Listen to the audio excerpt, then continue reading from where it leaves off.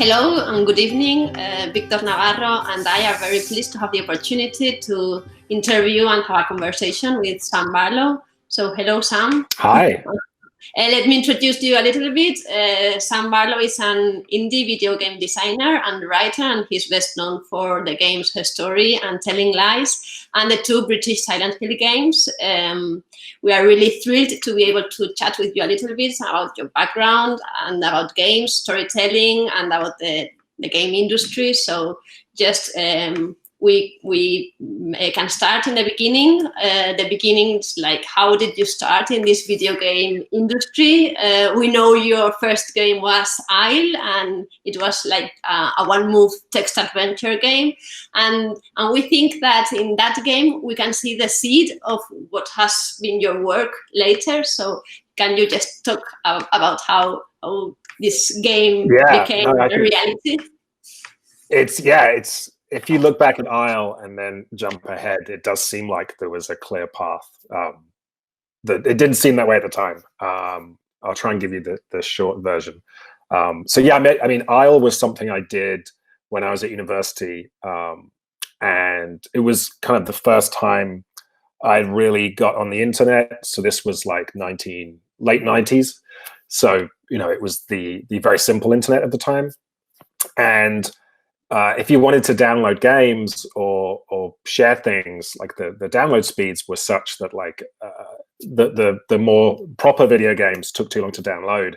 But there was this wonderful resurgence in text games, which were very convenient to share and distribute over that early internet.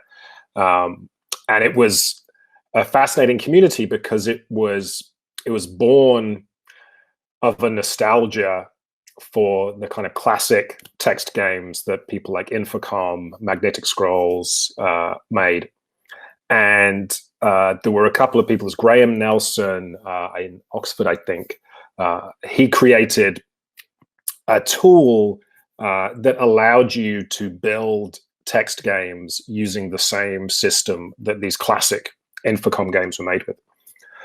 So it kind of attracted people that loved those games, that had a nostalgia for them. But at the same time, it was a group of people who were all reasonably young. We were all accessing this through university computers, so we were all something of an academic mindset. And this community started to put together text games that, whilst they came from this nostalgic place, were very ambitious. So we all wanted to explore the possibilities of interactive narrative. It was very competitive. And the beautiful thing of text within video games is that you can author a one-person text game. You can write, the fleet of battleships exploded, and then all the planets in the solar system were destroyed. And you can do that. If you were to try and do that with CGI, it'd be too expensive. So it was this really interesting community. People like Adam Cardre, Andrew Plotkin, Emily Short, doing all these interesting experiments. And Isle came out of a frustration that I had with, because of this kind of nostalgic grounding, there was the thing that you did. So when you would play a new text game, the tradition was that to demonstrate how complex and sophisticated the parser was, you would type stupid things into the game and see if there was a response. So it might be that you're playing a game in which you're something like Plundered Hearts was a classic Infocom game where you're a young woman who's fallen in love with a pirate captain, and it's all swashbuckling. And so there would be a set of commands that would make sense and would, be part of the progression of the narrative. But on starting that game, to test out the simulation, you would attempt to pick things up and throw them. You would see what happens if I try and take all my clothes off. What if I try and kill this person that's supposed to be my friend? And the tradition was you would get a funny answer. So the more polished game would give you a funny specific answer. Sometimes you want to kill your friend, but not today. It would give you like a little response. And so kind of coming from that tradition, it was still the case that as we were trying to create these things that were more ambitious narratively, people would still incorporate that kind of humor. And not only that, but when I played them, I would still kind of jump through those hoops. So, you know, there were games like Andrew Plotkin did a game called So Far, which was, I remember at the time people were sort of saying this is this very very deep fantasy work that's kind of half Bergman, half Gene Wolfe, and playing that, and it, you know, it's somewhat serious, and I'm suspending my disbelief. I would still type the dumb things to just kind of test out the simulation, and just because it was almost instinct. And it kind of frustrated me that we did this, because, you know, if you go and sit and watch a serious movie, you're not kind of shouting things at the screen and saying silly jokes. So I made Isle, like the initial seed of Isle was, what if I made a game where when the player types the dumb thing, the game goes with it. And naturally, a lot of the things you type are somewhat violent or stupid. And it was like, well, what kind of character would the game be about if they were actually doing these things, if these made sense in the narrative? And I tried to pick a setting that was as mundane as possible, in which, again, to kind of very much distance it from this tradition. So I said, well, this is going to be a game that starts in the pasta aisle of a supermarket. And so that was the very simple seed was, oh, what if the game, you know, the player types something violent and the game says, fine, I will give you a violent story, and essentially punishes the player. Like, I wanted to make people feel bad for typing these things and make them think, why did I tell the character to kill this woman? That's a terrible thing to type. And from that, then the game kind of emerged in this idea that because I was having to support this breadth of answers and that kind of complexity, I had to cut off the depth of the simulation. So that's where this idea of a one-move game came from. And I'd always, like, I had a love for kind of literary experiments and, you know, some of the kind of fun gamesmanship you see in like 20th century literature where people are, you know, chopping things up, or, you know, J.G. Ballard's writing a short story that is written as the index of a fictional book, or a story told on playing cards where you can shuffle the playing cards, all these kind of ideas. So that kind of fitted for me, this idea that, oh, we're telling this story and it will be told in these teeny little pieces. Every time I type something, I'll get a teeny little piece of story, which will kind of end the story. And they naturally were not consistent because they had to respond to whatever you were typing in the moment. But as I wrote it, there began to be kind of groupings of like, well, this series of stories are about this character.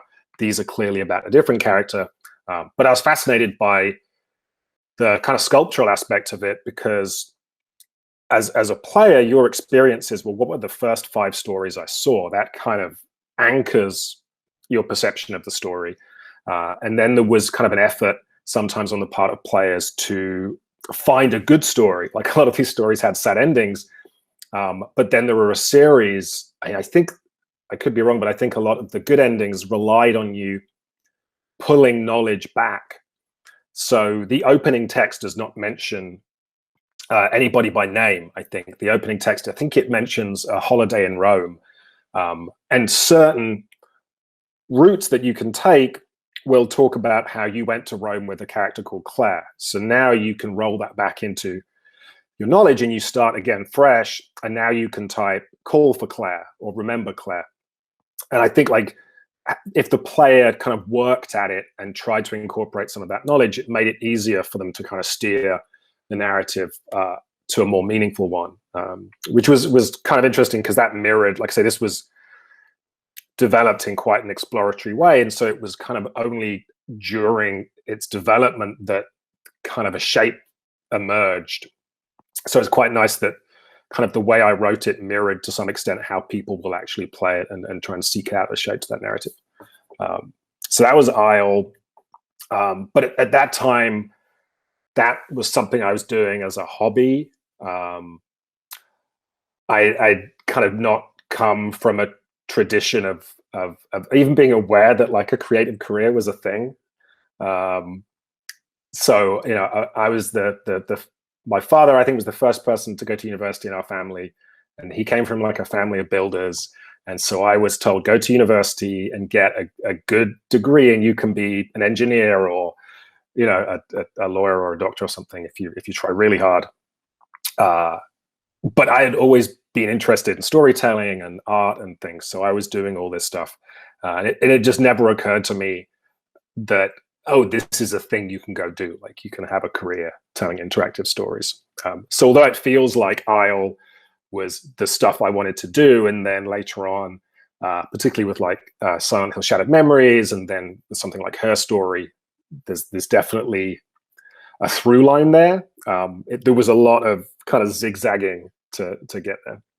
Amazing. There's a lot of stuff there that we will go back to later, like information and having these kind of exchanges with the player. But now we want to talk about, after Isle, you moved on to more traditional and established franchises like Serious Sam or Ghost Rider, and in particular Legacy of Kain with the cancelled project Dead Sun. So how was it to move from this very experimental and very small thing to more traditional industrial projects with pre-existing worlds and pre-existing franchises and fictional coordinates? And in particular, again, Legacy of Kain, which was a very ambitious project and a very sad things to see go. Well, yeah, I think those early games, like I said, when I was at university, it hadn't occurred to me that there was a career in this stuff, and especially like that text game community.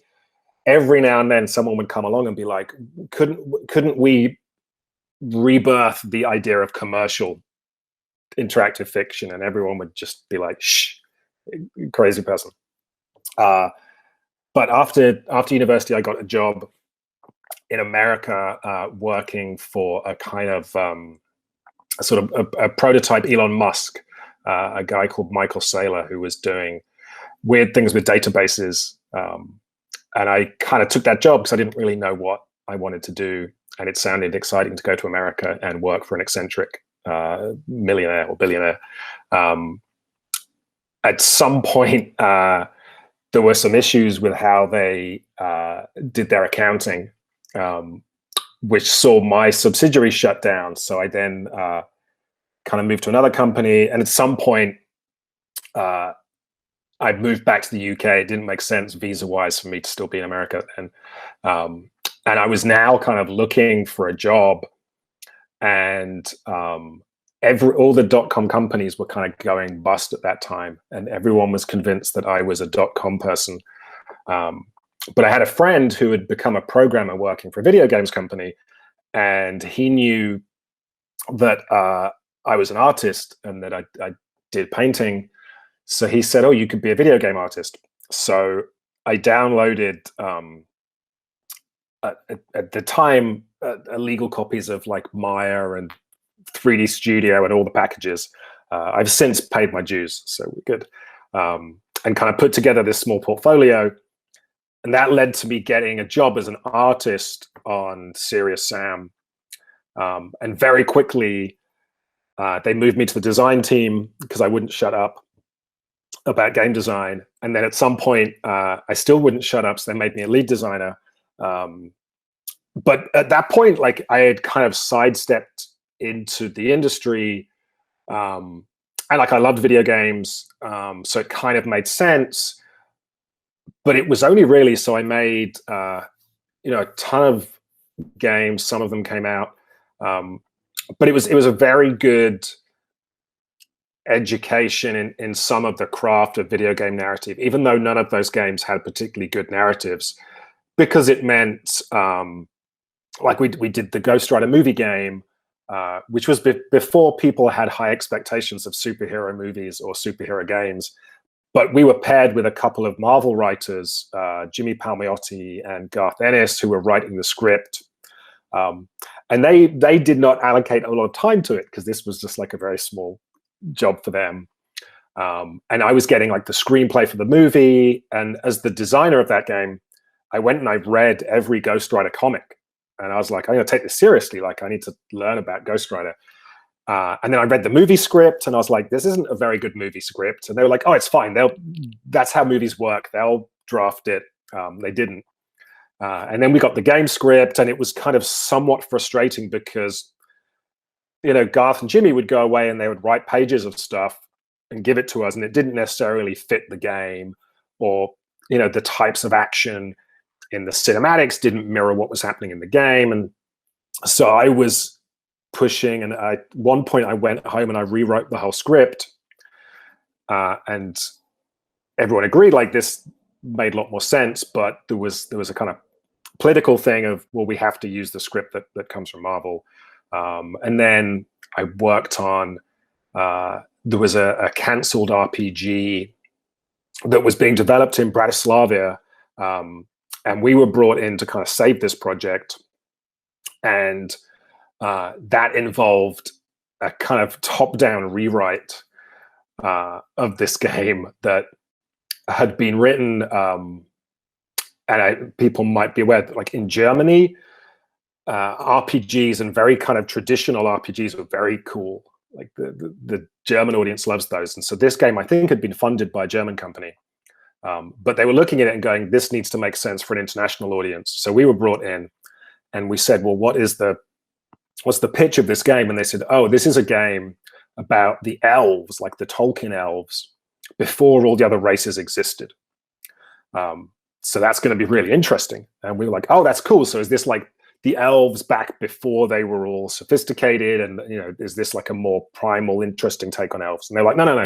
The elves have always been that way because they're elves. So we're like, so you're basically taking the rich fantasy world and you're just taking out all the other interesting races.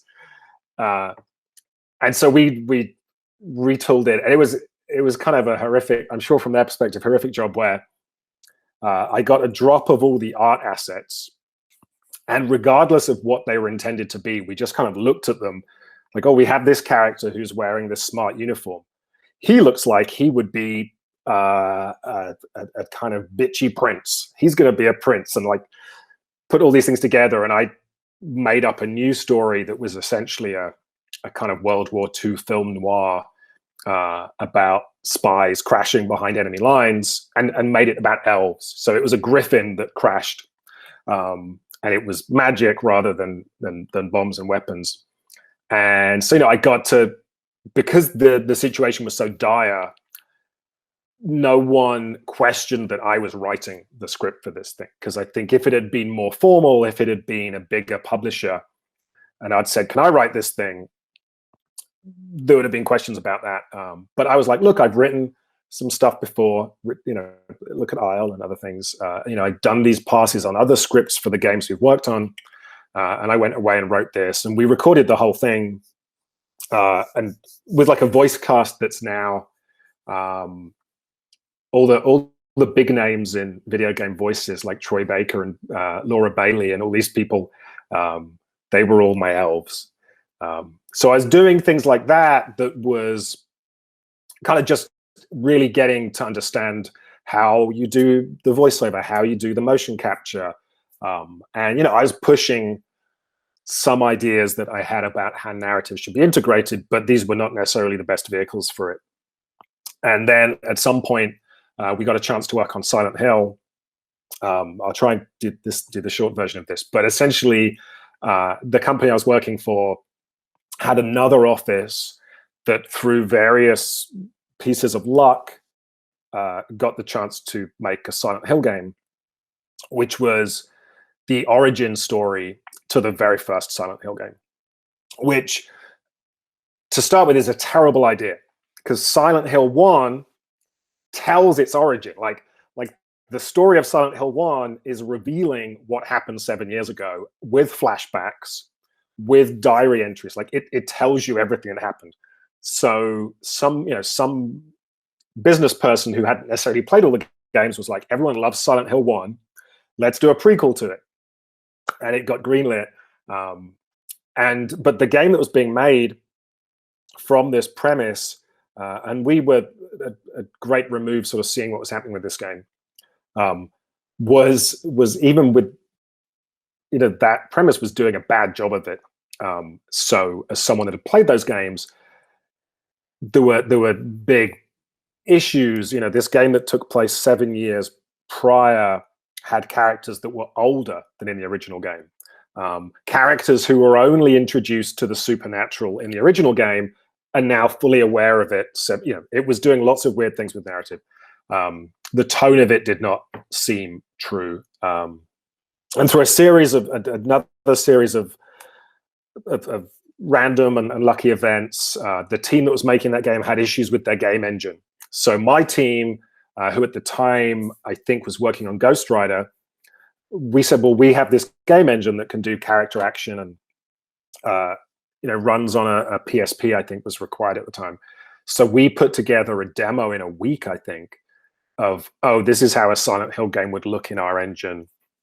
Gave that to the team, saved them, and then 6 months down the line, the project was still having issues. They were attempting to do this kind of Resident Evil camera, and they had all these issues that I mentioned with the story. And at some point, there was me and particularly the lead artist I worked with, Neil, who were both fans of Silent Hill. We kept kind of saying, it's not fair that we're not getting to make this thing because they're making all these mistakes. At some point, the bosses turned around and said, apparently they are making lots of mistakes. How about you guys finish this game? And we were like, yeah, we'd love to do that. And then they said, well, half the money's already been spent and all the time has been used up. So you get 6 months to make this game and very little money. So that became a very intense, and again, there was no time for people to question me writing this thing. The producer at Konami was terrified because he had this problem on his hands. My bosses had this problem on their hands. So I was like, we need to rewrite this script in a week, because we had only 6 months to get it to the motion capture, to get it to all the different stages. We needed a script in a week. So I was like, I'm going to go home and write the script. And then they said, well, there's no time to storyboard it. We can't do that. So I would go home and I would storyboard it myself. So I'd work a full day, then go home and storyboard at home. And then we said, well, look, none of the enemies in this game make any sense. Like in Silent Hill, the enemies have some symbolic logic behind them and a certain aesthetic. And again, they said, well, we haven't got time to reconcept all the enemies. So I would go home and I would come up with enemy concepts and draw them. And it was not, I, as a fan of Silent Hill and as an observer, I would totally acknowledge that Silent Hill Origins is a mediocre game. It is a straight 7 out of 10. And it has no right to exist as part of the Silent Hill storyline. Like it's a redundant piece of story. It introduces this character Travis just from nowhere, who suddenly now has a pivotal role in the history of Silent Hill. And there were two things that we didn't like that we were locked into. One was your protagonist is this trucker called Travis, which was born of this crazy notion that the game should be kind of Evil Dead. They had this kind of vision that it was going to be like an Evil Dead comedy horror thing. And they had this trucker who shows up. And the version before we took over, he had a catchphrase that was like, I just want to get back to my truck. Which was his response to everything. So we were stuck with him because we wanted to change him, but they said, sorry, we've already shown a trailer. We've done marketing stuff with this character. The other thing was they had, as an origin project, they wanted to dig into the origins of the character Pyramid Head, who at that point was very popular. And he, within the games, exists only in Silent Hill 2, and is particularly tied into that storyline and is a beautiful piece of kind of abstract horror imagery. But when they made the movie of Silent Hill, they put him in that because they were like, he just looks cool, so he's going to be in there. So what they were doing for Origins was they were going to explain this character, which of course is the thing you should never do. Ridley Scott and Prometheus, never, if you have this wonderful nightmare, do not explain it. Do not tell me about Freddy Krueger when he was a baby. And the script that we looked at Pyramid Head was a chef who was a cannibal chef who someday decided to start attaching metal plates to his head because he was crazy. And we were like, no. They're like, that's not, like, this thing is born of nightmares and things. He's not a real person doing this to himself. So we got that thrown out, but they said, you have to have him in there. They were like, again, I think the marketing had been the silhouette of this Pyramid Head type guy and this trucker. So that was when we pushed. We kept pushing. We kept saying, can we just not have him in the game? And we kind of, at some point, there's a note in the game that acknowledges that he was like the fevered imagining of somebody that had seen a painting in the historical. We did our best to just sort of lampshade this thing. But, you know, so that game is not great. It is kind of fanficky. But as an achievement, I think it's probably the greatest achievement of any game I've worked on, because in 6 months, we took this thing which the world has never seen, but if they had seen, would have been abhorrent to this incredible franchise. And we took it to a 7 out of 10.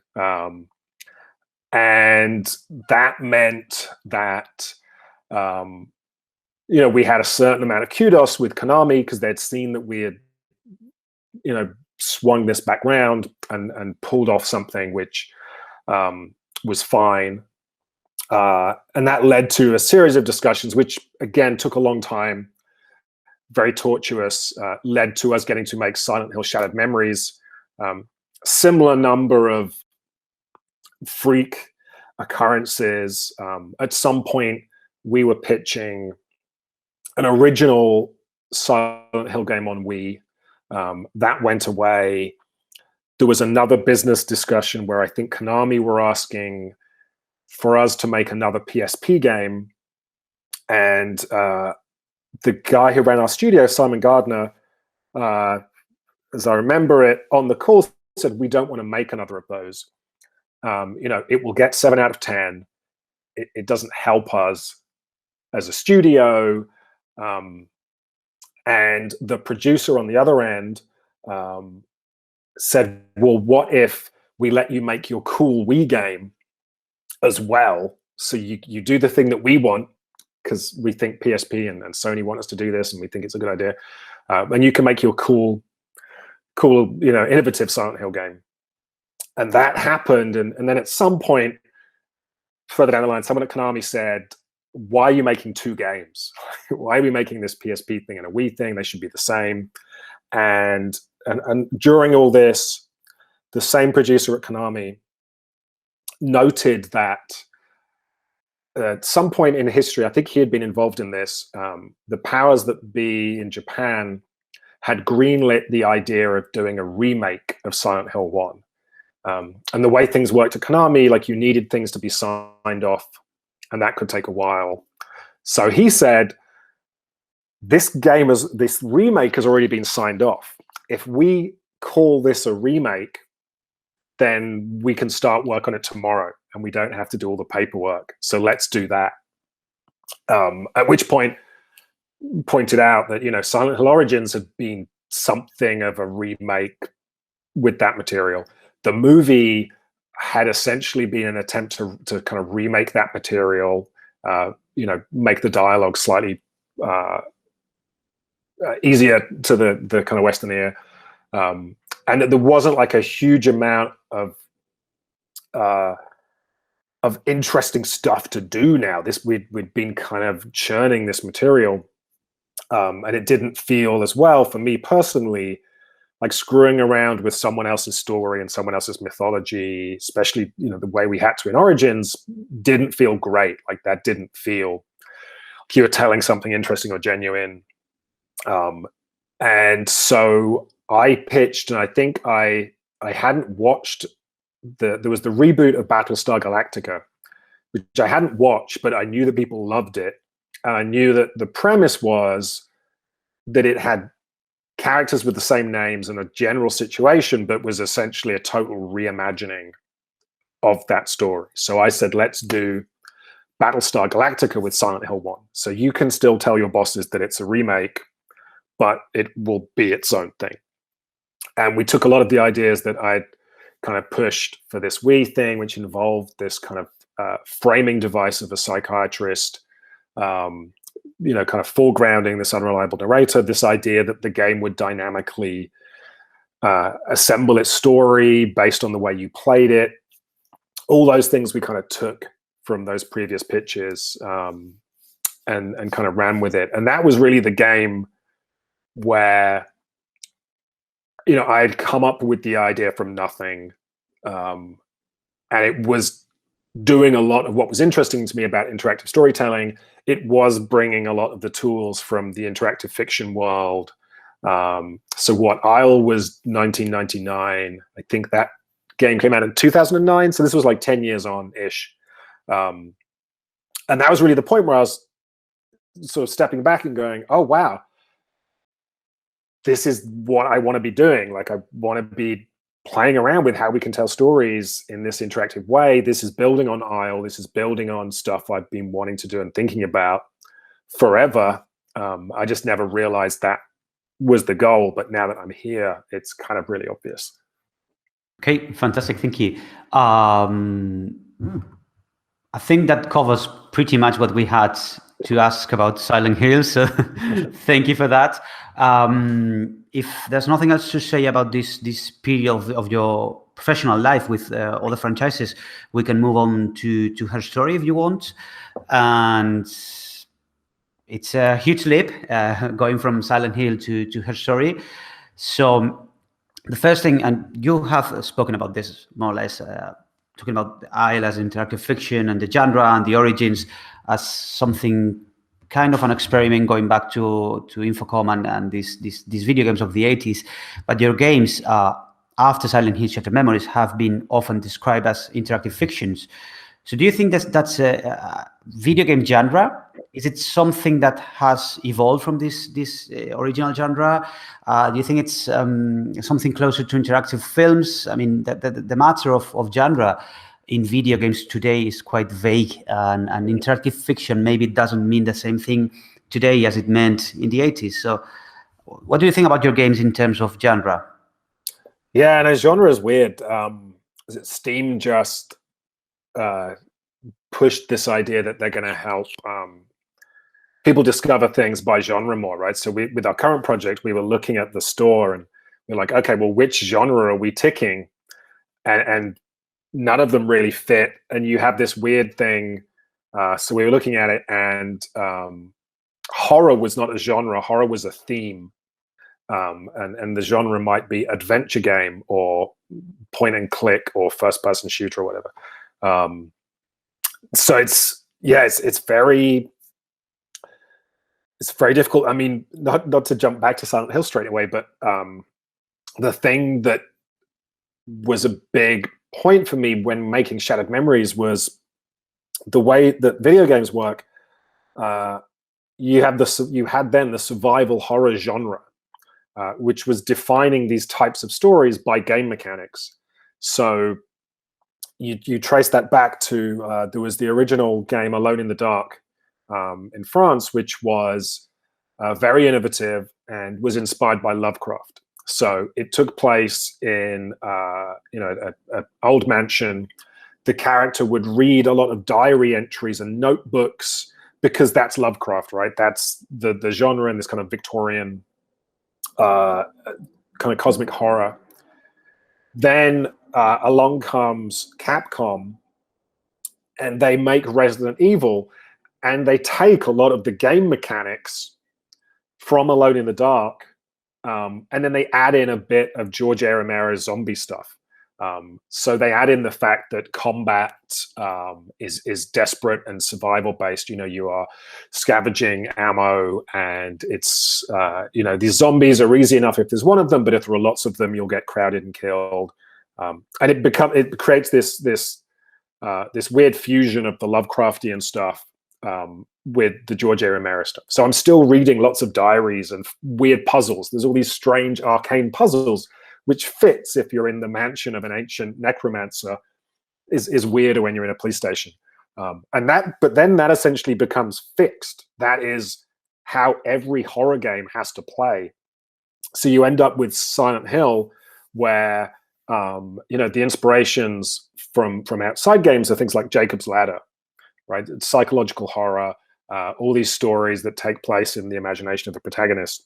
But in Silent Hill, I'm still shooting people in the head with a shotgun, smashing them with a pipe, and scavenging for supplies and health kits.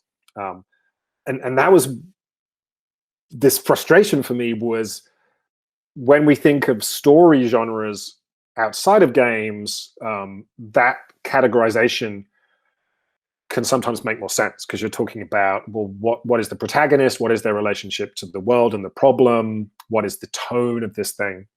But that had become kind of conflated with game mechanics in a way that was kind of weird.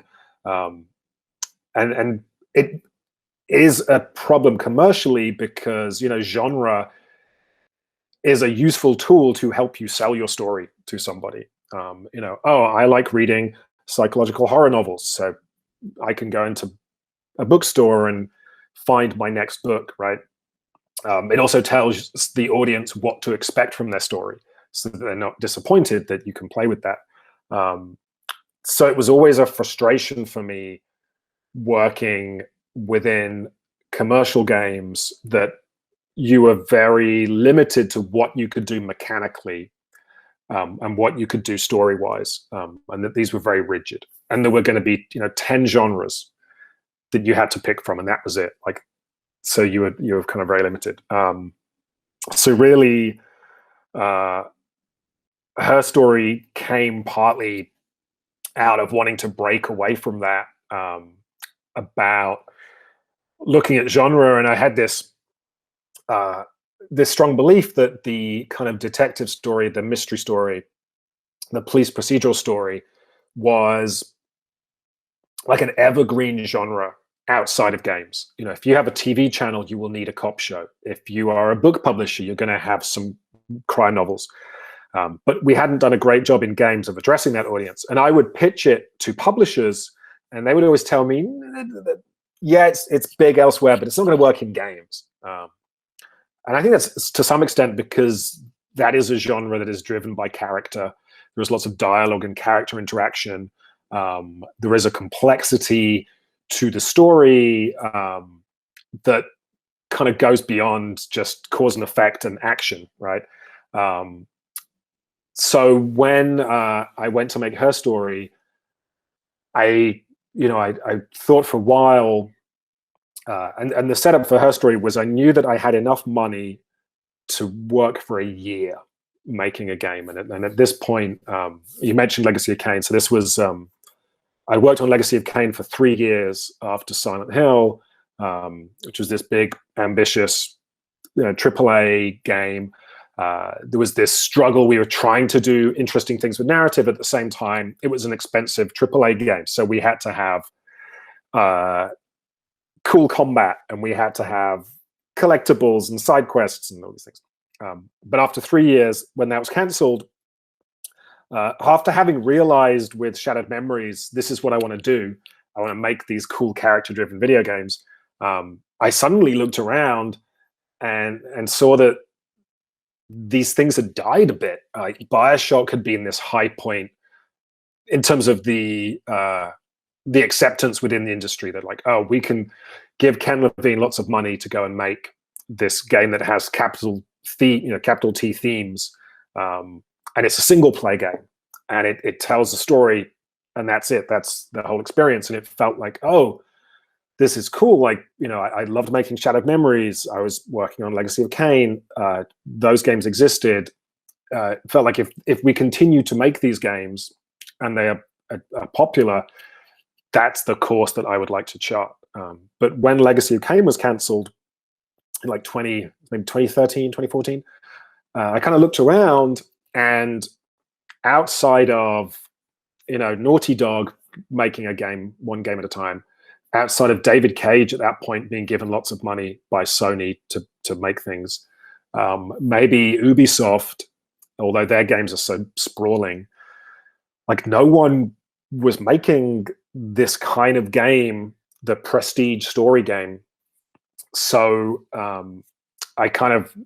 that led me to think, well, I'm going to go and try this indie world out. But I knew that I wanted to do something interesting. And I felt that if this was possibly my only chance to make an indie game, like if this didn't succeed, I would go back to my normal job. I should try and do everything that I wanted to do in one go. So I was like, right, I'm going to prove that detective stories are a cool thing. I'm going to, at this point I'd had this realization. So like growing up, I was obsessed with the immersive sims, games like Ultima Underworld, Thief, then Deus Ex, System Shock. And that kind of tied into this general idea that the ultimate video game is going to be this 3D immersive virtual reality, right? Where I will step into the shoes of my character and the world and the story will just happen all around me. But having kind of then made a bunch of games, certainly like Shattered Memories to some extent was a love letter to that immersion in a 3D world. I started to question how important that stuff was. Because I knew that as a storyteller, working at great speed on Origins, say, I knew that we would create an hour of gameplay in this cool space. We'll create an abandoned theater, and there'll be some puzzles and some enemies, and that'll last you an hour. And then I would write down my 10 little bits of story, and I'd put them on notes or have little cutscenes, and I'd sprinkle them around. And it's a fun way to discover a story. But I was questioning, where is the story actually being delivered? And there were games like Gone Home, and I kind of interrogated, like, Gone Home has the fun of exploring an environment from BioShock. It gets rid of all this the fighting and the silly gameplay. But when I kind of asked myself, what is driving the emotion? For me, it was the voice acting. And there was a good anecdote. I think Steve Gaynor, at some point said their original plan for that game was it be totally realistic. Like you were uncovering a story just by going through this house, looking at objects, seeing the detritus left by these people's lives. And at some point, it wasn't working. Like people were not feeling what they wanted them to feel. And that's when he had this idea that when you read these diary pages, you would hear the voice in your head of the character, even though it makes no sense, right, within the narrative. And I was really thinking, like, the thing that made me feel emotions in Gone Home was listening to that character's voice. And yes, it was cool to walk around the world and do these things. But, if I had heard a radio play that was the messages from Gone Home, would it have been that different? And so really her story, I wanted to test all these ideas. So for her story, I said, well, I'm going to go make a detective game. I'm going to make a game with no 3D exploration, no embodiment of a protagonist, no cause. This was a key one, no cause and effect. So I think, especially when we talk about interactive fiction, there's especially when you talk about genre, there's a general expectation that interactive fiction, which sometimes people will call choose your own adventure, is about cause and effect, that the interactive part of the narrative is the branching. That's why it's different from a normal story, is that in an interactive story, you make choices, and that systemic thing, the cause and effect, is what makes the interactivity part of the story. And I didn't necessarily believe that, and I was starting to question that, because I thought there was a lot that happens with interactivity. There's a lot that we're doing just by interfacing with a computer that isn't about this systemic aspect. So I think with her story, I said, I'm going to make a detective game, and there'll be no 3D exploration. There'll be no, I think I've said maybe said something like there's no variables. There's no state, no meaningful state change. Because really in her story, all of the things happen in your head. They're not necessarily happening in the system of the game. And the other thing I said was I wanted to make a game about subtext, which came out of Legacy of Kain, where I would argue with the producer at Square Enix, because I would write the scripts, and I was working with a very cool writer on the script, and we would show them the pages, and this one producer would he would read them, and he'd be like, I don't get it. In this scene, why doesn't the character just say what they're thinking? Like, why doesn't he just come out and say it? Why do they have to have all it? And I was like, well, that would be bad writing. I was like, you can't have him say, I love you or I hate you, whatever. Like you if you give that line to an actor, it will sound phony. You need to put it in the subtext. That's what writing and acting is about. And we'd argue about this for a bit, and then they would say, well, okay, that might be true in movie and TV because you have a human face that can express all of this. But in video games where we only have motion capture, maybe it's not possible. And the disagreement was, I felt we should at least try, because otherwise we would just write in crap writing. And so coming out of all those arguments, I was like, I want to prove that the interesting narrative is in the subtext. And so many video games, and again, this was true in Legacy of Kain because we were trying to make this big budget game. There's kind of a user experience aspect, which sometimes is meshed with story. So if the story is your reason for doing stuff, if your story is your goal or your objective as a player, people would get worried because they want to make sure the objective is very clear. Like, you don't want players to be confused about what they're supposed to be doing. You don't want them to be confused about why they're doing it. So, in a game, someone will stand up and say, I'm going to cross the mountain to kill the dragon. That's what's happening, and that's the story. Whereas, you might not necessarily want the character to be as aware of or as tied to, or the actual goals that their character has. So I really wanted to dig into that. So I had all these things that I wanted to juggle, and that became her story, and it kind of came out of a process where a big thing I wanted to do differently as well. So I wanted to do all these things with the game itself, but also the process. The process on Legacy of Kain had been painful. If you are the director and writer of a big budget video game like that, the process is that you maybe have written, I think at that point I'd written like a 10-page document saying, here's my idea for the game and what's cool about it. And as an independent developer, we weren't going to spend a year making a game before the publisher paid us for it. So then Square Enix greenlights the game, says, we'll go make this idea. And immediately the team ramps up. So immediately you have a team of animators creating animations. You have concept artists creating all the characters in this world. You have level designers building levels, puzzles, all this stuff. And you haven't written the story yet. So the process of writing that was, writing as we were making stuff up, trying desperately to keep all these different teams together so that the combat team understood, why is this character fighting? How is this character fighting? The level design team knew why this level existed, how it was going to relate to all these other things. So it's like a very messy, and you hear stories about, I think going back to Ken Levine again, I think it was like Bioshock Infinite.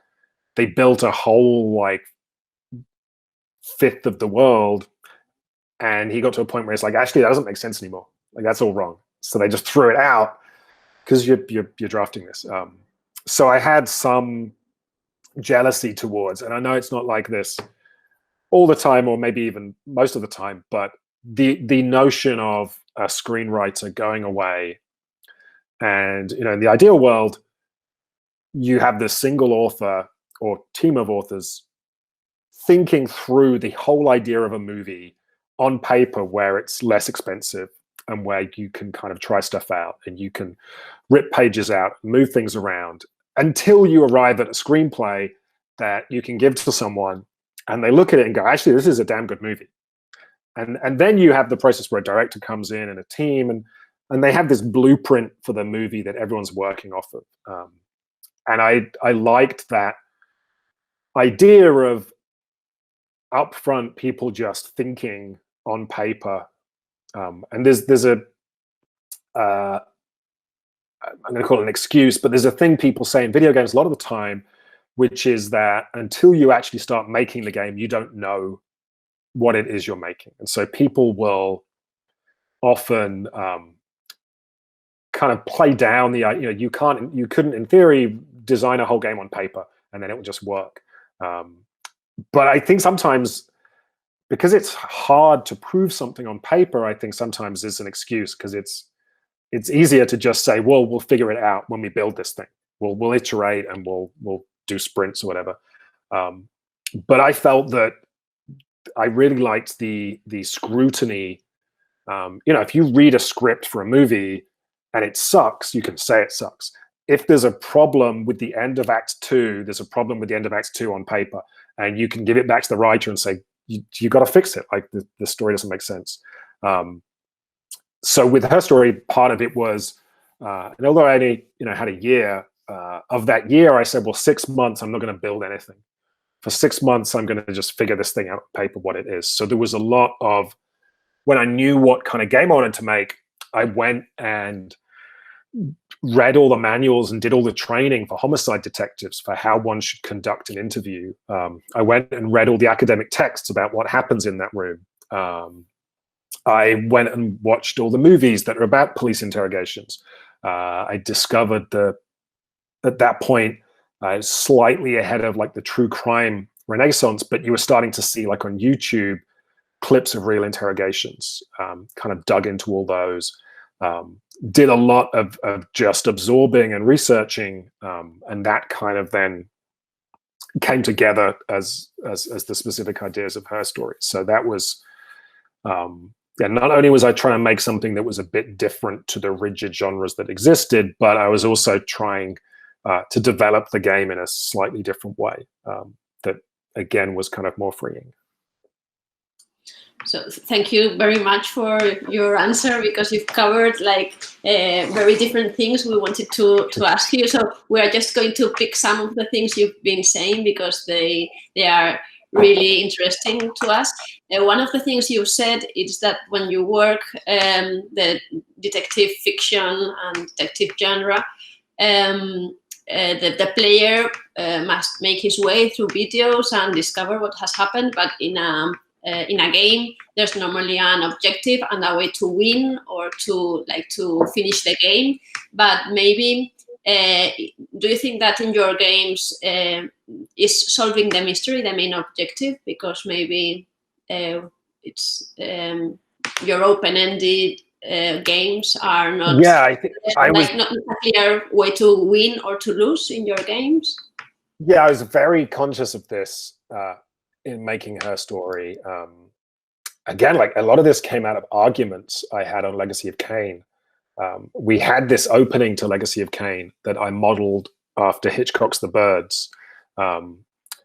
That took about 30, 45 minutes, but the idea was going into that game, I knew that at the end of the process, if that game would ever come out, there would be trailers and box art of this cool, badass main character with claws, like fighting people and it being awesome. And so the idea was the audience coming in expecting that. I wanted to use that and play with it. And I was very conscious because we were being asked to put a lot of fighting in this game. And like, I'm not, hugely into lots of fighting in games, in terms of the ideas I have. So I really wanted to justify this, and one of the things I was very fixated on was there's a wrong idea that people think that human beings are naturally violent, so they just love fighting games, and that if you just give them a cool character and the chance to fight lots of enemies, that will inherently be fun. And what I pointed out was that the desire that they're referencing there, it doesn't just exist. We have a desire to overcome obstacles and challenges to us, so that if something opposes us, we have this natural desire that rises up to overcome it, and that's where that comes from. So it was very important to me in Legacy of Kain that we justify the when you fight things, there was a reason you were doing it, and that we would build up in you the urge to overcome this obstacle, and that emotionally we bed you in. And so we set it up where you started the game as this somewhat pathetic atheist priest who is in this world, this weird vampire human world where, for reasons we'd invented, the human race had become infertile and was kind of living out the shitty existence in these kind of backwaters.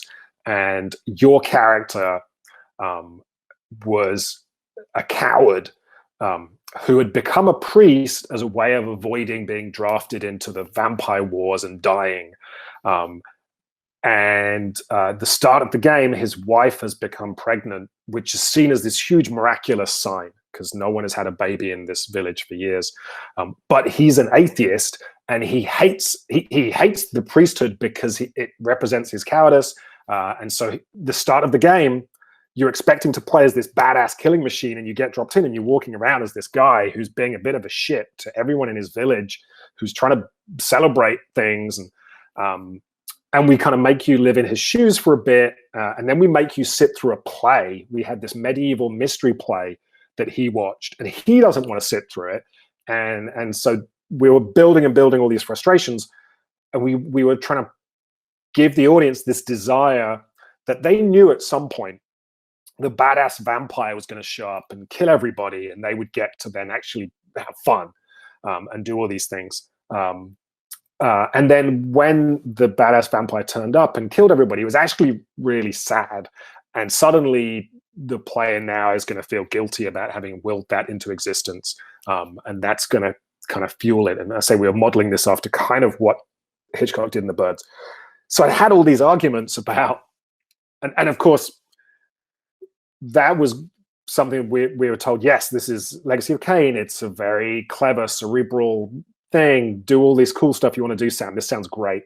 And at some point, the higher up executives looked at it and they're like, so I can't fight for 30 minutes? And like we had stuff in there, like the first fight was beautiful. The first time you got to fight, the village had been slaughtered. Your guy who's pissed, he's wandered off in the middle of this play because it's doing his head in, comes back to find everyone dead. And the killer is there, and he picks up a sword from one of the actors, so it's a play sword, and starts trying to fight this spectral vampire assassin. And so you're pressing all the combat buttons, and the camera is in a video game combat place, but your character is appallingly bad and just gets toyed with by this vampire who then kills him. And so the execs were like, why are you fucking with the player? Like, why are you trying to make it not fun?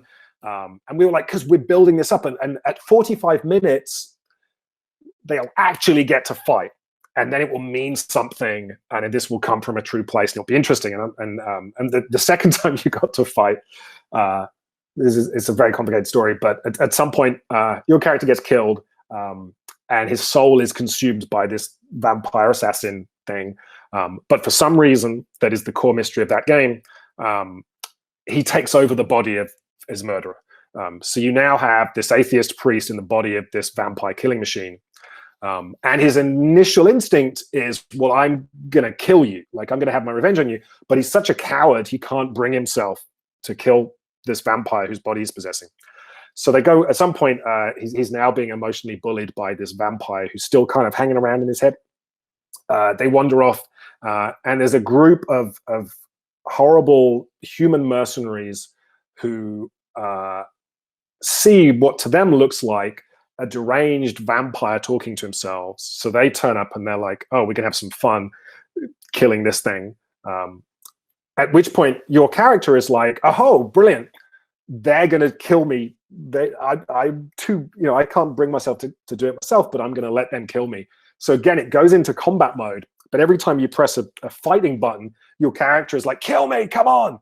And so for the second time, we do not let you have any video game combat.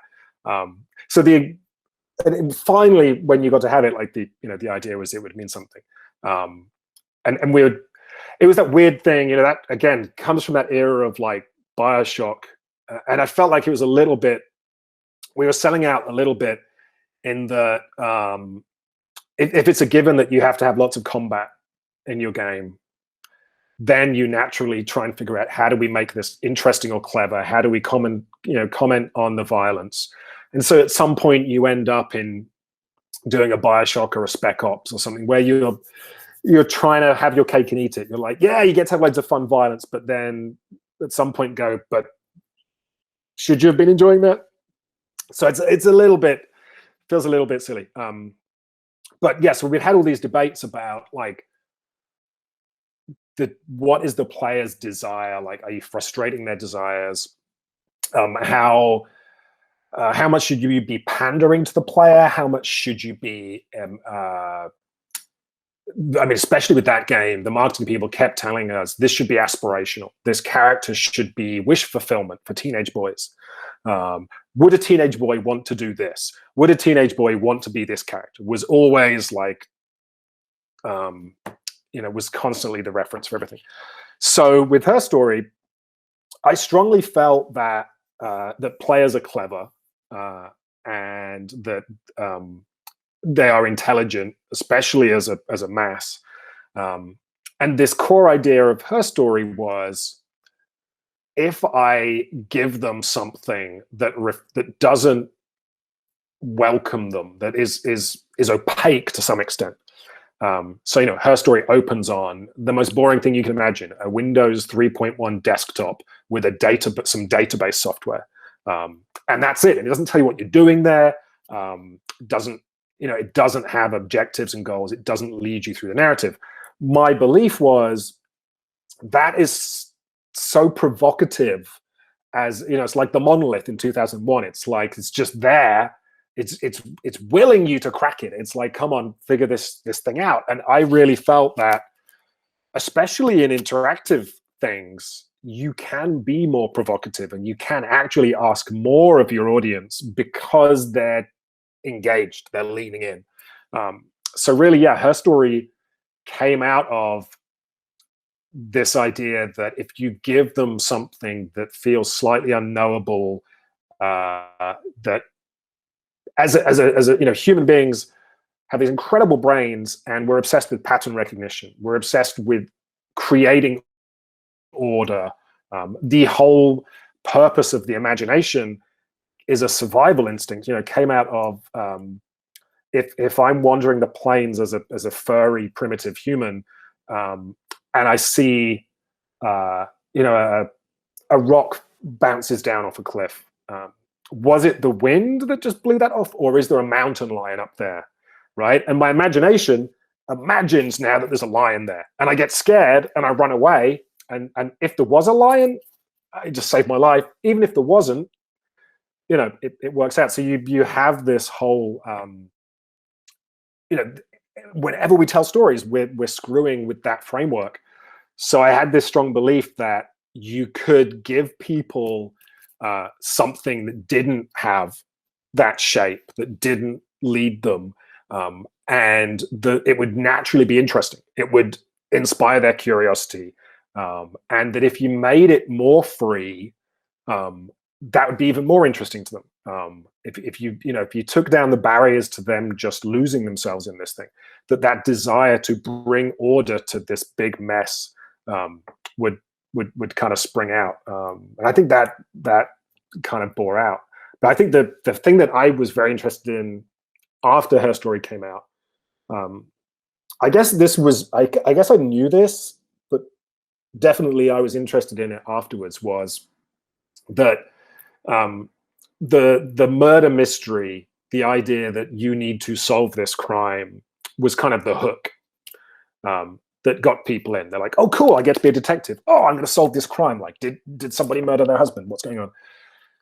But you can solve that question to a degree quite easily or quite quickly, which then leads to the more interesting objective, which for me is understanding this woman. It's like learning her history, learning her story. And again, like I said with Isle, like it kind of mirrored my journey in that, you know, from the start going, well, I'm going to make a detective game.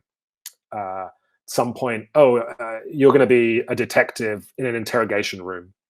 But then, particularly when I started watching those videos of the interrogations of the real people, there was one particular story, the Jodi Arias case in the US, who is this woman who murdered her boyfriend quite violently. They were both Mormons. She was quite beautiful, and there was a lot of sex involved. So it was this huge public, and people loved this story. And the way in which her character was set up according to story cliches was quite interesting to me. She was pitched as the femme fatale. She was this sexy ice maiden who had murdered this guy. But to actually then, and they had hours of her interrogation online that was released to the public. So I sat and watched this thing for like a week, just all these hours of footage. By the end of it, like I was on her side. Like my empathy was totally with her, because that situation of the interrogation room, you have somebody that has murdered somebody. So that's probably the worst thing they've ever done in their lives. And the reason they've done it is usually tied up in the whole rest of their life. And usually they have not ever had a chance to talk any of this through with people. If there is some bad shit that has happened in their life, this has all been kept inside of them. So you have the homicide detective who's like, I'm just here, I'm your friend, just, I want to hear your side of the story. And all this stuff comes out. So spending a week watching those interviews with Jodi, like by the end of it, yeah, it was no longer like the fantasy of being a detective. I was much more interested in, wow, I've really got to know this person and have this empathy for this person. And that was the interesting part. It wasn't, the question of did this person do it is your A plot, right, in a movie. Once you got to the B plot of like, well, why did Jodi do this? Why did she kill her boyfriend? Why did she end up in this relationship? That was far more interesting. So, similar to Isle, like the way it developed organically was the meta structure of the game kind of mirrored the development structure. But yeah, I think for me, the extent to which you get people in with that hook and the mystery, but then at some point your just natural curiosity comes out. And I think this for me is kind of the nugget that I'm still playing with of what kind of interactive story am I telling? You always have that debate, which is a slightly pointless debate of like, what's more important, plot or character, right? And plot is important in a fixed narrative. In a movie where I'm sat for 90 minutes and you need to keep my attention on the screen and you need to keep me following it all the way through. So plot is important because it gives a direction to the narrative. It gives me a reason to keep watching what's going to happen next, what's going to happen next, what's going to happen next. But when you're divorced from that fixed narrative, when it's actually my curiosity that is not only justifying me being there, but driving what I'm doing, you become slightly more divorced from plot. And I think you can start to embrace character and this broader concept of what a narrative might look like. So that's kind of, having done that in her story, which is as well, if you're okay with me still answering this question, part of that in her story came out of going deep on the idea of a detective story and looking at the history of the detective story. And this was kind of justifying my belief that the audience was intelligent, was looking at the history of popular storytelling and seeing that the origins of the detective story, so the Agatha Christie stuff, very much, these are like puzzle box narratives, right? And you have a detective who isn't really a character. It's like a collection of mannerisms, but the detective is just this character that walks around in order to help you solve the puzzle. And usually with those narratives, at the very end, the puzzle is explained by the detective. And these were very popular. At some point, the audience has seen every trick that you can play within that framework, and the genre evolves. So you go from the whodunit to the howdunit, right? Which is like Columbo. The TV show Columbo is a great example where the start of an episode of Columbo, they show you who did it. So that's out the way. And then in comes Columbo, and now you have this incredible dramatic irony where you know who did it, Columbo doesn't. So you're watching the murderer, seeing how are they dealing with the stress. You're seeing Columbo, is he going to figure it out? You're still trying to figure out, well, how did the murderer hide the body, or how did they, what have they done to cover their tracks? But it's a much more sophisticated piece of storytelling for the audience. But because the audience knows the tropes, knows all these different ideas from the Agatha Christie stuff, they bring that information with them. So you can have something that is more complicated. And then you kind of get to the more recent stuff, the why done it, right? So you have this audience that's now seen all the Columbos. They've seen every episode of Diagnosis Murder and whatever else, all the cop shows. And the why done it, and I think like some of the Scandinavian stuff is a great example of this. The why done it is like, we don't really care about the mystery and the puzzle.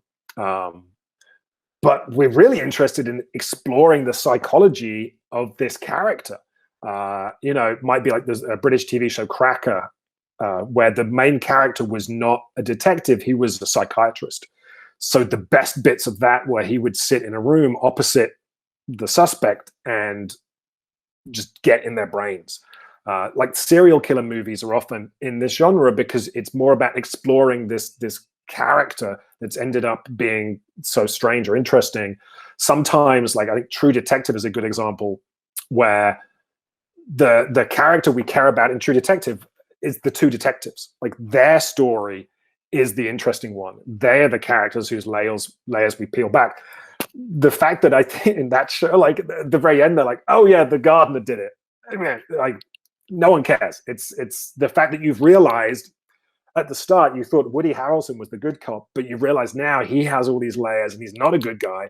And you've seen McConaughey's character do this, and then them as a team, like that's really interesting. So the why done it really says to this audience, we have all these tools from genre that we can play with, but we're going to get really deep on an individual human being and go inside their brains and try and really understand what makes a human being tick. And so that justified for me wanting to treat the audience as sophisticated. This idea that they would bring to her story all of their knowledge of this genre, but it also neatly mapped in that kind of depending on how you played it, her story could be any one of those three narrative types. Like if you played it in a certain order, it could be a mystery that at the very end the pieces came together. It could be this mystery where you kind of pretty early on realize this character did the murder, but then like how, what are the specifications of that? Or it could be this thing where you're like, okay, I know who did it, and I know, but now I want to know why. Like, what is going on in this woman's life? And that is literally the title of the game, her story, right? It's like all of this backstory that is very gothic and fun leads up to that. So that kind of fluidity, this idea that you're working with this toolkit of genre, that the modern audience deals with complexity on a whole different scale. There's a book, what's it called? I think it's called Everything Bad is Good for You, or Everything They Say is Bad is Good for You. And the thesis of that book is everybody thinks that the modern audience is dumbed down, that we play video games instead of watching Shakespeare. But what they do is they compare like with like, right? And they go, yes, we're watching Kardashians and reality shows, but that is our version of the quiz show, right? In 1950, if people wanted some dumb reality entertainment, they would watch a quiz show in which vicariously they're seeing someone win $1 million or lose $1 million. And it's really dumb.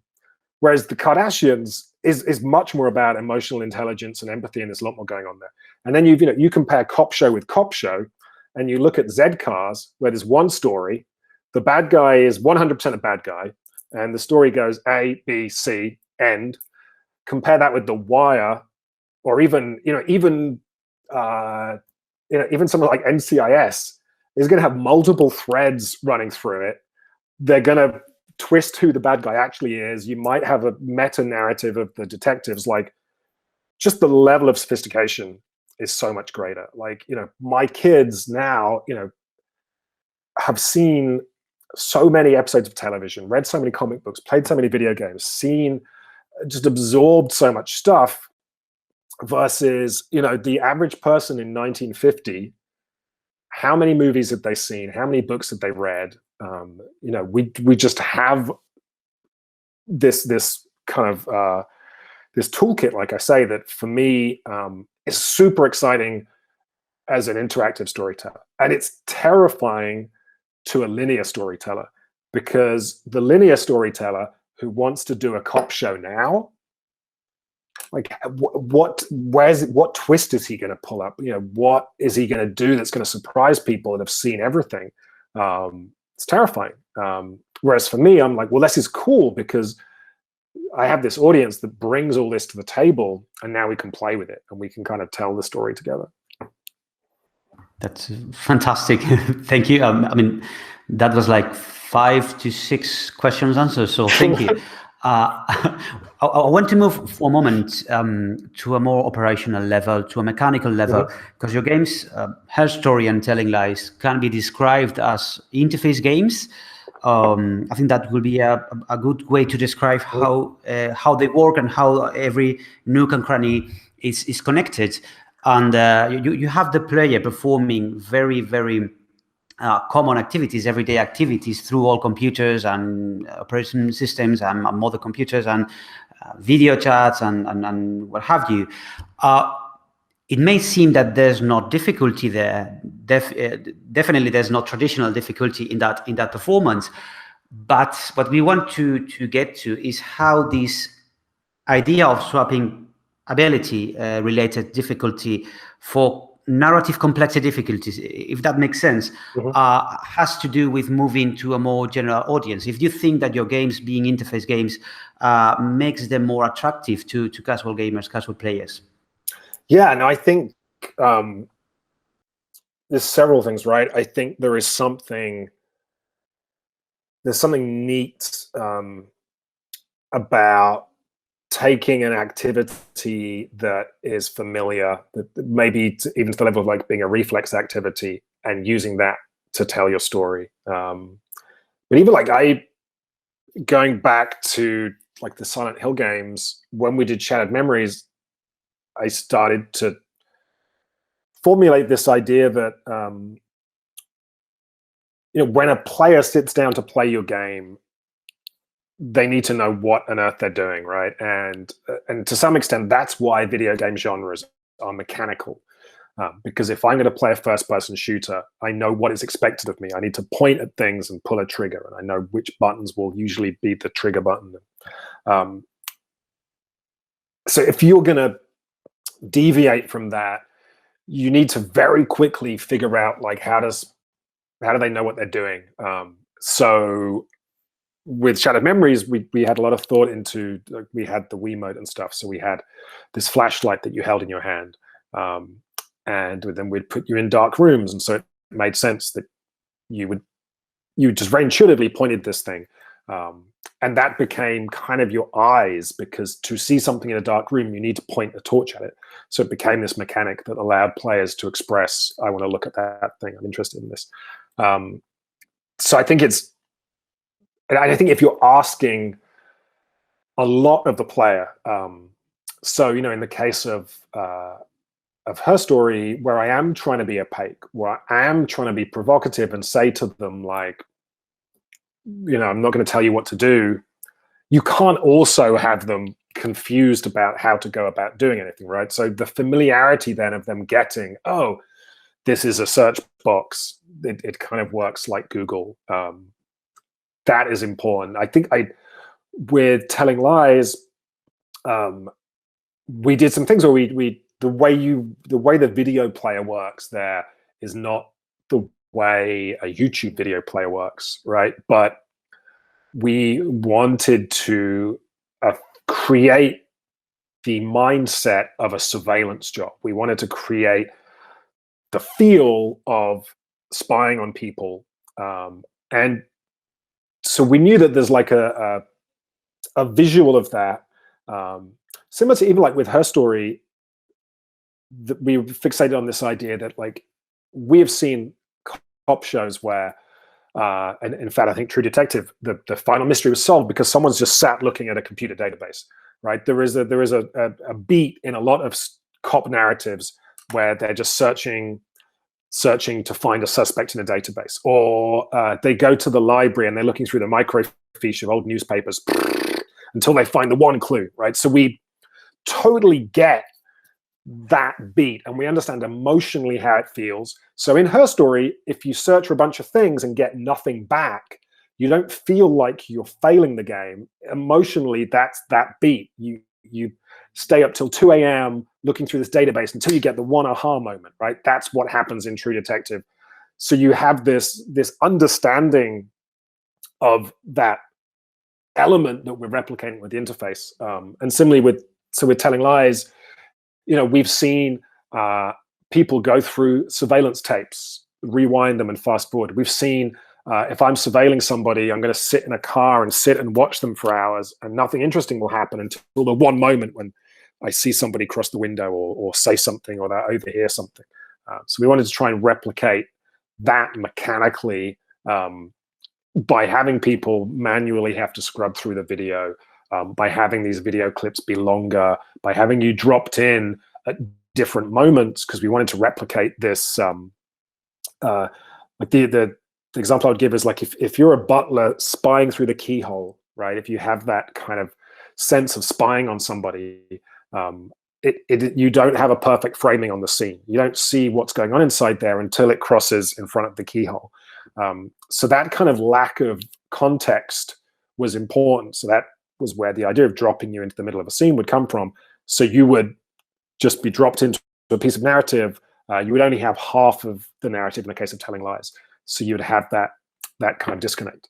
So I think it's always really important to me that the kind of mechanical elements are obvious, either because we're replicating something specific like Google search, or because, like, emotionally and just atmospherically, almost like we've seen this moment before and we're kind of expanding that moment. But I think it's the interesting thing for me with the interface games is, I think I was conscious when I made her story that I didn't want the audience to think that this was a cheap way to make a game. I didn't want them to think, oh, he's made this game look like Windows 3.1 because that's cheap graphics. So I put this extra element of extra polish into the visuals with some of the post-processing, with the reflection in the screen, with some of the sound design, to really kind of bed you into that, and still have the kind of feedback and the polish and the kind of game feel that you might get in a normal game. So I think those are kind of important elements there. So thank you very much for your answers. And just moving on onto your own references and influences when creating, and as well, what advice would you give a student? We would like to know, on the one hand, what influences do you have to create all these complex characters and all these lives, and on the other hand, what advice would you give a student who wants to work as a game writer, or wants to work in creating stories for games?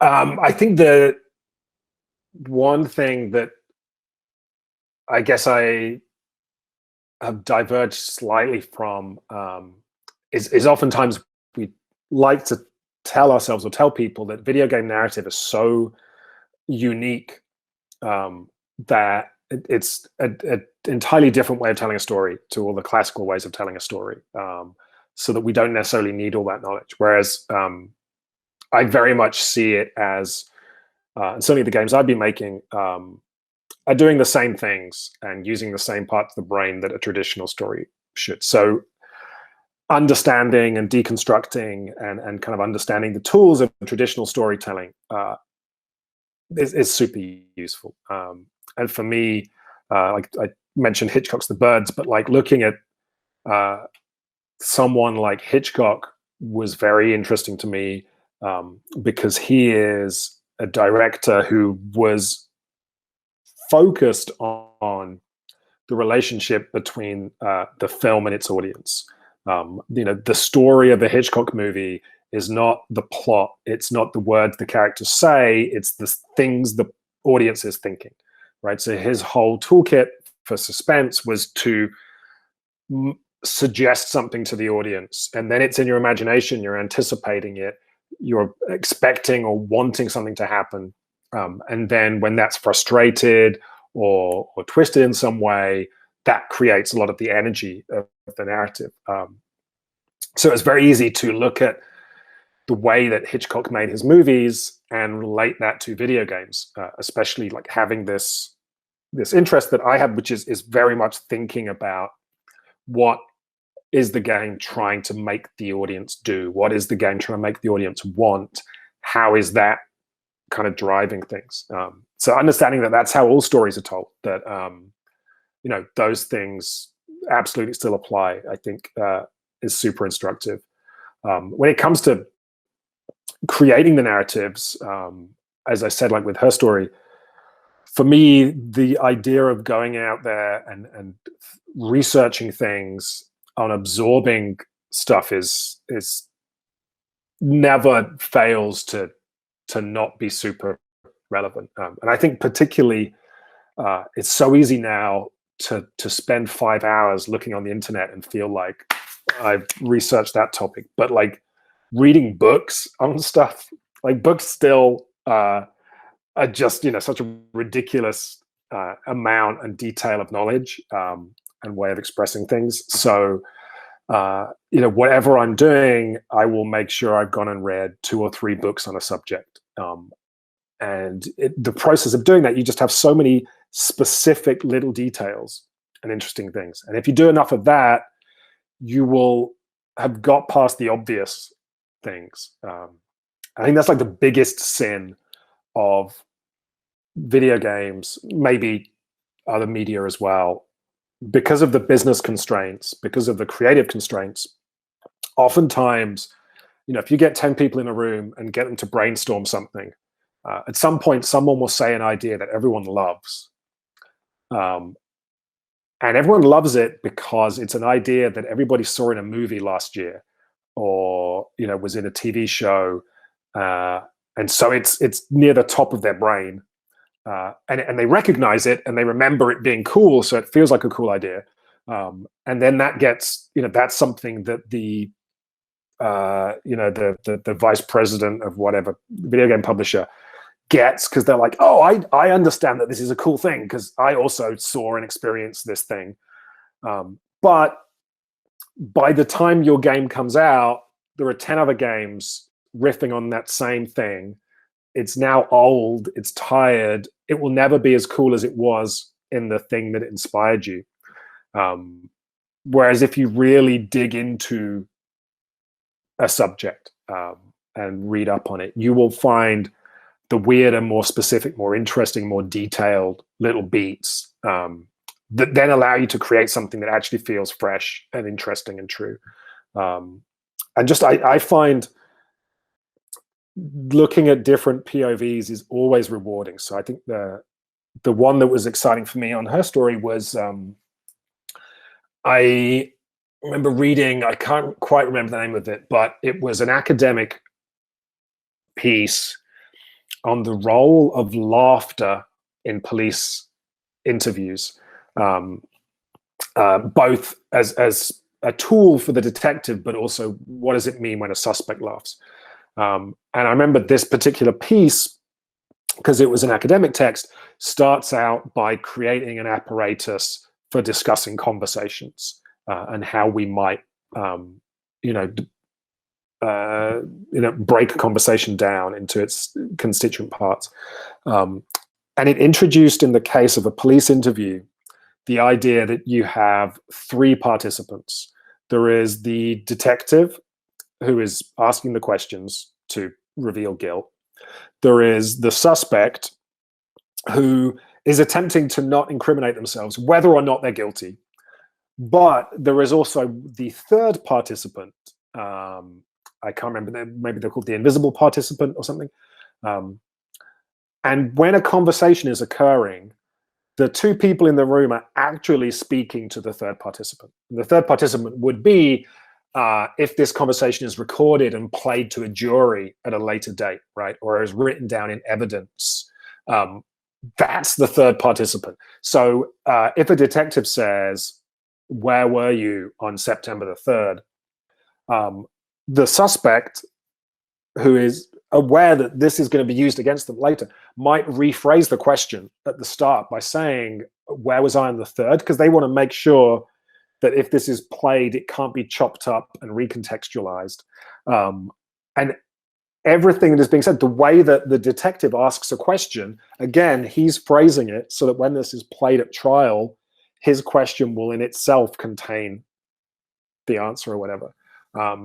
And I remember reading this thing and being like, oh my God, this third participant, that's the player. Like, they are this invisible character that is in the room that everything is aimed at, who is not actually themselves contributing to the conversation, but is like the whole reason for this conversation existing.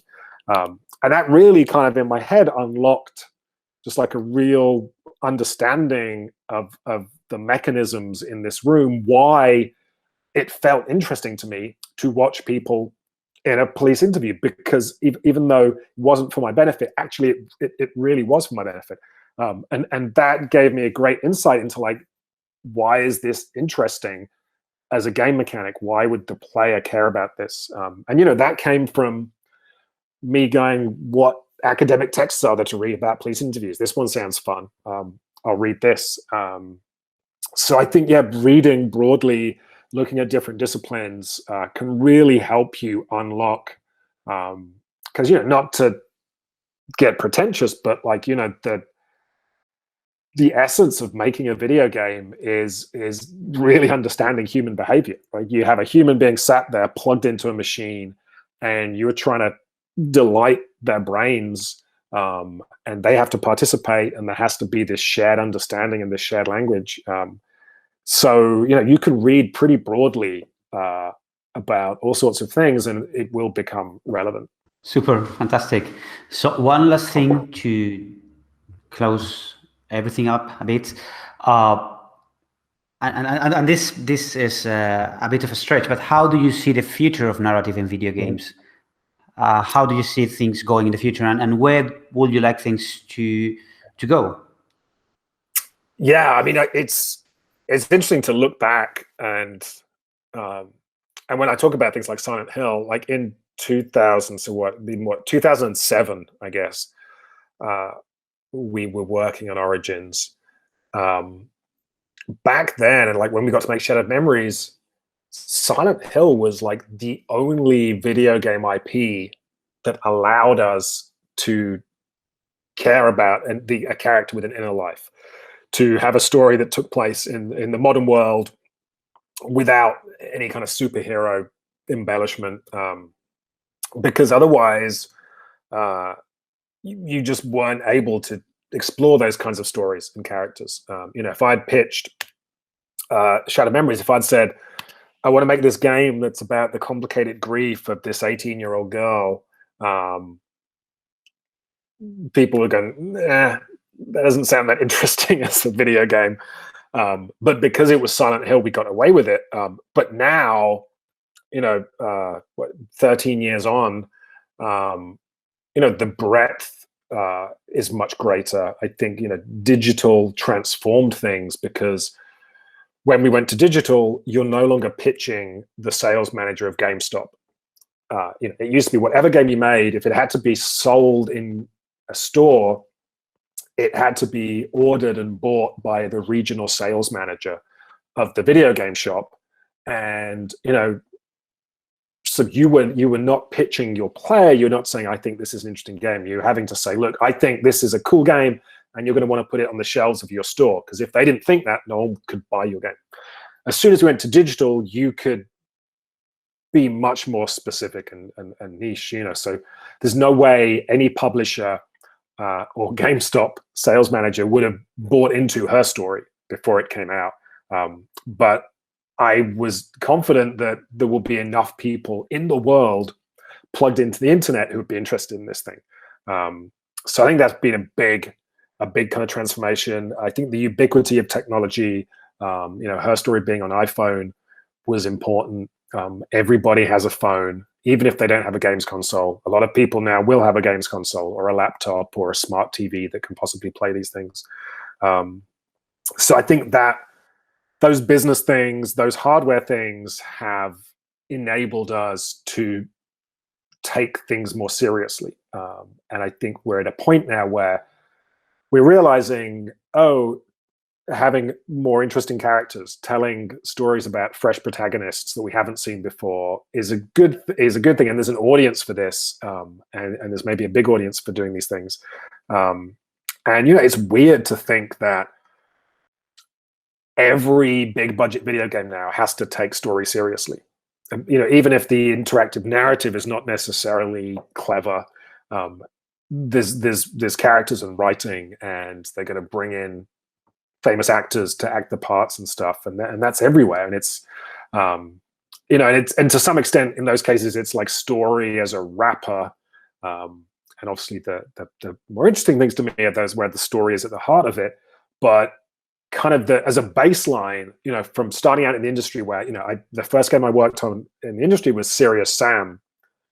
It wasn't really a story in Serious Sam. It was like there's cool monsters that you need to blow up, and we have this protagonist, and there were like 5 cutscenes in that game that explained that the universe was going to be destroyed or something. I don't know, but it didn't care, and you were able to put that game out there and no one cared. Whereas now we understand that like stories are how we contextualize things and relate to things.